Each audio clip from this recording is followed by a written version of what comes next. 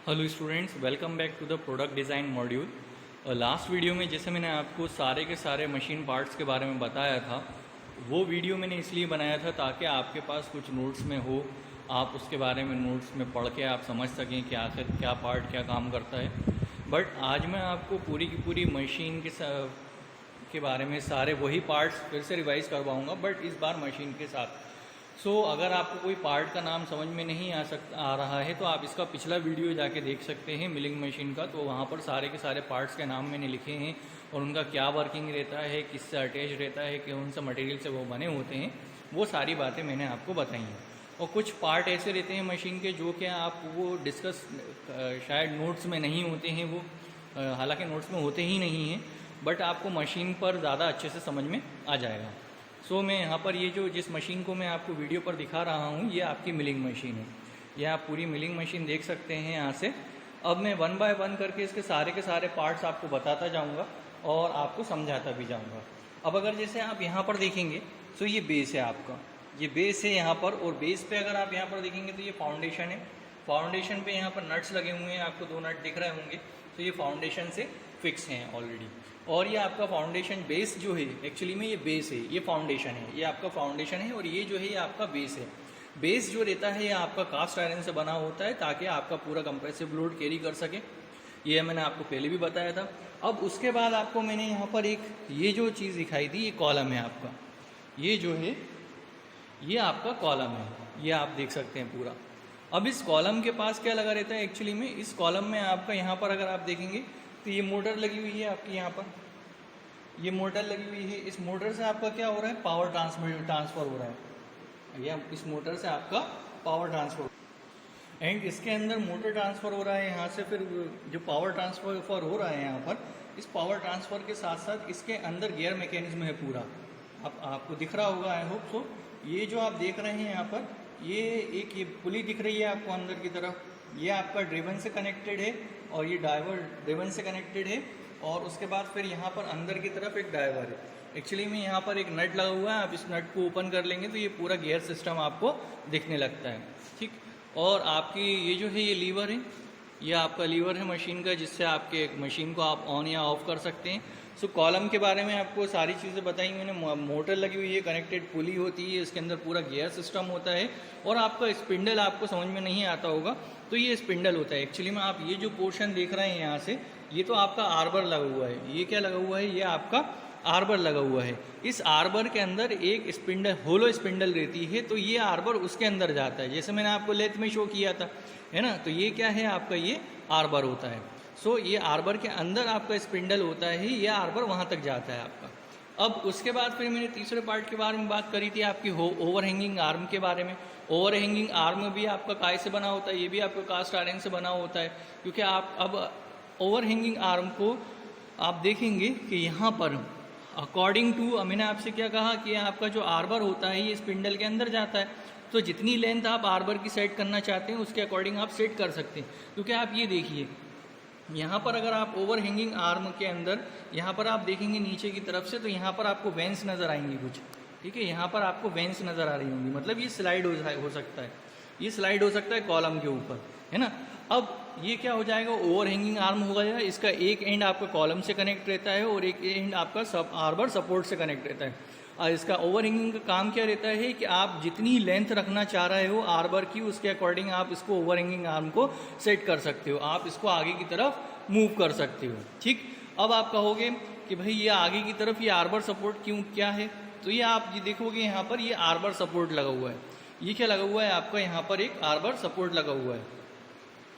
इस arbor support का काम क्या होता है, आप यहाँ पर देख रहे हैं, यहाँ पर ये 2 आपके स्क्रू लगे हुए हैं। अगर आप जैसे इनको मूव करेंगे तो फिर क्या हो जाएगा, आप अपने आर्बर सपोर्ट को आगे की तरफ मूव कर सकते हैं, ठीक। तो आर्बर सपोर्ट का काम क्या होता है, ये सिर्फ आर्बर को सपोर्ट करता है, और ओवर हैंगिंग आर्म क्या करता है, आर्बर सपोर्ट को होल्ड करता है। देन उसके बाद अगर आप यहाँ पर, मैंने आपसे कही थी कि कहा था कि आर्बर के अंदर आप 2 से 3 मिलिंग कटर लगा सकते हो, मल्टी पॉइंट कटिंग टूल लगा सकते हो। तो एक क्या है आपका, ये मल्टी पॉइंट कटिंग टूल है ना। अब यहाँ पर आप 1 से 2 लगा सकते हो। एक्चुअली में ये जो आप देख रहे हो यहाँ पर, ये आर्बर के अंदर ये बियरिंग्स हैं। ये क्या है, एक्चुअली में ये बियरिंग्स होते हैं। आप इनको यहाँ से आप इतना बड़ा ये जो देख रहे हैं इन पर, ये एक नट है बड़ा वाला, आप इस नट को लूज़ करेंगे आर्बर पे से, और उसके बाद आप जितनी भी बियरिंग्स आप हटाना चाहते हैं उतने बियरिंग्स आप हटा लीजिए according to your multi point cutting requirement. अभी हमने एक लगा रखा है तो यहाँ पर एक लगा हुआ है, उस हिसाब से हमने क्या करा है, इस आर्बर को अंदर इंसर्ट कर दिया है ताकि फिर उस दौरान क्या हो, पूरे बियरिंग्स टाइट हो जाएं। लास्ट में भी आप ये देखोगे यहाँ पर एक की लगा हुआ है, यहाँ पर एक की लगा के रखा हुआ है। जैसे ही मैं इस की को हटाऊंगा यहाँ से, है ना, ये हाथ इस स्लॉट में से इस की को हटाऊंगा तो ये सारे के सारे क्या हो जाएंगे, बियरिंग्स लूज हो जाएंगे। इसलिए यहाँ पर एक की भी लगा के रखा हुआ है ताकि क्या हो जाए, आर्बर की पूरी बियरिंग क्या हो, एक दूसरे से कनेक्ट रहें और फिक्स रहें अपनी लोकेशन पे। अब उसके बाद क्या बात, इंपॉर्टेंट बात कर लेता हूँ मैं। यहाँ पर मैंने आपको 2 से 3 चीज़ें बताई थी। एक तो था आपका नी, तो आप ये देख सकते हैं, ये है आपका नी, यहाँ पर ये भी आपका कास्ट आयरन से बना होता है। अब नी को देख लेते हैं हम। नी को पे आप ये देख रहे हैं, ये लीवर लगाया है मैंने यहाँ पर, इसके नीचे एक जैक लगा हुआ है, इसके नीचे एक जैक लगा हुआ है। तो जैसे ही हम इसको स्टूडेंट्स रोटेट करते हैं तो ये क्या आने लगता है, ये आप देखेंगे नीचे आ रहा है। और उसके अलावा अगर आप क्लॉकवाइज डायरेक्शन में इसको रोटेट करेंगे तो ये क्या होने लगता है, ये ऊपर की तरफ मूव होने लगेगा। मीन्स जब ये ऊपर की तरफ मूव होगा तो आप देख सकते हैं टेबल भी ऊपर की तरफ मूव होने लगेगी, है ना। तो ये क्या होगा आपका, ये एक तरह से ये आपका क्या होगा है, ये आपका नी होता है। नी से क्या हो सकता है, टेबल को अप एंड डाउन मोशन मिलता है। अब नेक्स्ट फिर मैंने आपको बताया था कि नी के ऊपर होता है आपका सैडल। नी के जस्ट ऊपर अगर आप देखेंगे, यहाँ पर ये नी है, नी के ऊपर वेंस बने हुए हैं, ये वेंस, और ये क्या लगा हुआ है, ये सैडल लगा हुआ है। और सैडल किसके बीच में होता है, सैडल आपका टेबल और नी के बीच में होता है, तो ये सैडल हो गया आपका, है ना। ध्यान में रखिए, ये आपका सैडल हो गया। अब यहाँ से सैडल काम क्या करता है, सैडल को मैंने आपको बताया था, ये टू एंड फ्रो मोशन देता है, मतलब ट्रांसवर्स डायरेक्शन में मोशन देता है। इसका देख लेते हैं हम, ट्रांसवर्स डायरेक्शन में मोशन, टेबल को ये ट्रांसवर्स डायरेक्शन में मोशन देता है। अभी आप देखिए ये बैक साइड पर है, अभी मैं इसको फॉरवर्ड डायरेक्शन में मूव कर लेता हूँ। स्लो स्लो में मूव करूँगा यहाँ से, तो आप देख लो यहाँ पर ये टेबल भी क्या हो रहा है, वेंस पर देख सकते हो आप, अभी डिस्टेंस आप देख रहे हो, ये वेंस पर मूव हो रहा है। तो सैडल किसके ऊपर मूव हो रहा है, नी के ऊपर मूव हो रहा है। और ये टेबल को कैसा मोशन दे रहा है, ये एक तरह से टेबल को हॉरिजॉन्टल डायरेक्शन में मोशन दे रहा है, ठीक है। तो इस तरह से हमने क्या कर लिया, यहाँ पर आप देख सकते हो कि यहाँ पर हमने 2 मोशन समझ लिए। एक है नी का मोशन जिससे कि अप एंड डाउन मोशन होता है, और एक दूसरा है आपका कौन सा, ये है आपका सैडल का मोशन जो टू एंड फ्रो मोशन देता है। टेबल के अभी हमने 2 मोशन देख लिए हैं, एक है अप एंड डाउन मोशन जो कि नी का मोशन होता है, और दूसरा रहता है आपका कौन सा, दूसरा रहता है भाई आपका देन फिर आपका ये 2 मोशन में अभी दिखा चुका हूँ आपको, अप एंड डाउन मोशन नी के थ्रू और एक ट्रांसवर्स डायरेक्शन में सैडल के ऊपर। अब सैडल के ऊपर अगर आप देख रहे होगे तो ये टेबल दिख रहा होगा आपको, सैडल के, ये सैडल है, सैडल के ऊपर क्या होता है भाई आपका टेबल है। ये टेबल किस तरह का मोशन देगा, ये आपको हॉरिजॉन्टल डायरेक्शन मोशन देता है, मीन्स ये लेफ्ट से राइट मूव हो जाएगा। ये हमारे पास लीवर होता है यहाँ पर, इस लीवर को हम रोटेट करते हैं तो ये क्या होने लगता है, टेबल शिफ्ट होने लगता है, ठीक। अभी तक मैंने आपको ये बताया कि कटर कहाँ इंस्टॉल करते हो, ये मल्टी पॉइंट कटर टूल होता है, यहाँ पर इंस्टॉल कर देते हैं हम, ठीक है।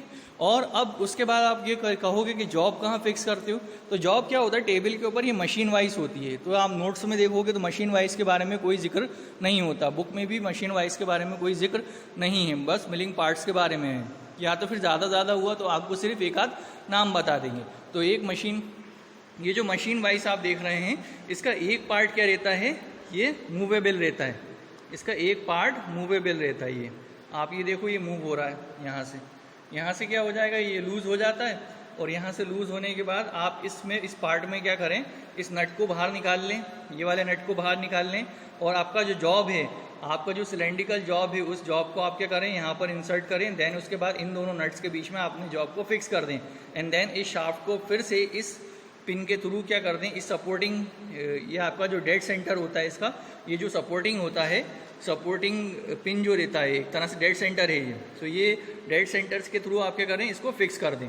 दूसरी बात क्या है कि एक और इम्पॉर्टेंट पार्ट होता है आपका, ये बहुत ज़्यादा इंपॉर्टेंट पार्ट होता है, ये होता है आपका डिवाइडिंग हेड।